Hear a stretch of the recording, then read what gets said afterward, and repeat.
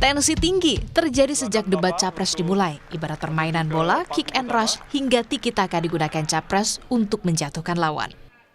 Dan kemudian di MK dibentuk MK yang hasilnya mengatakan bahwa terjadi pelanggaran etika berat yang menyebabkan keputusan yang dibuat oleh MK secara etika bermasalah. Sesudah Bapak mendengar bahwa ternyata pencalonan persyaratannya bermasalah secara etika, pertanyaan saya, apa perasaan Bapak ketika mendengar bahwa ada pelanggaran etika di situ? Intinya adalah bahwa keputusan itu final dan tidak dapat dirubah. Ya, saya laksanakan. Ya, dan kita ini bukan anak kecil, Mas Anies. Ya. Anda juga paham, ya. Sudahlah, ya. Sekarang begini, intinya rakyat yang putuskan, rakyat yang menilai. Kalau rakyat tidak suka Prabowo dan Gibran, nggak usah pilih kami, saudara-saudara sekalian. Dan saya tidak takut tidak punya jabatan, Mas Anies. Sorry ya. Sorry ya. Fenomena ordal ini menyebalkan. Di seluruh Indonesia kita menghadapi fenomena ordal. Ada ordal di mana-mana yang membuat meritokratik nggak berjalan, yang membuat etika luntur. Dan ketika fenomena ordal itu bukan hanya di masyarakat, tapi di proses yang paling puncak terjadi ordal. Debat kian sengit saat membahas penyelesaian dan pengadilan HAM. Tahun 2009, DPR sudah mengeluarkan 4 rekomendasi pada saat itu kepada Presiden.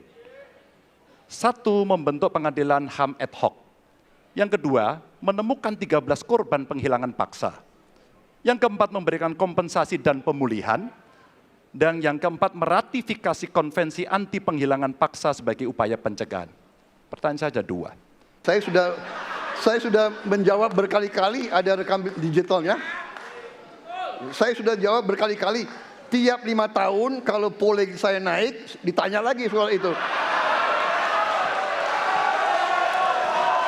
Saya merasa bahwa saya yang sangat keras membela hak asasi manusia. Nyatanya orang-orang yang dulu ditahan, tapol-tapol,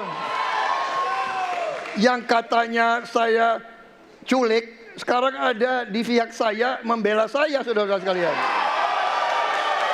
Kalau saya jadi presiden, Pak, saya akan bereskan ini, Pak.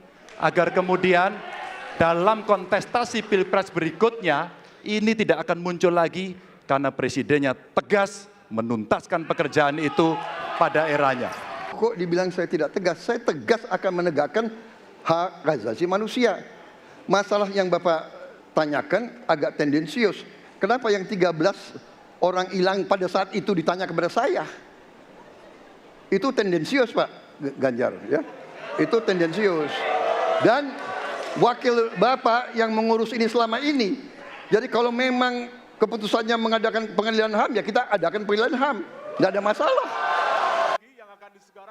Meski tensi sempat meningkat, namun usai debat tensi ketiganya mencair. Masih ada kesempatan 4 kali debat untuk Capres-Cawapres meyakinkan publik menunjukkan kualitas pemimpin masa depan. Tim Liputan, Kompas TV.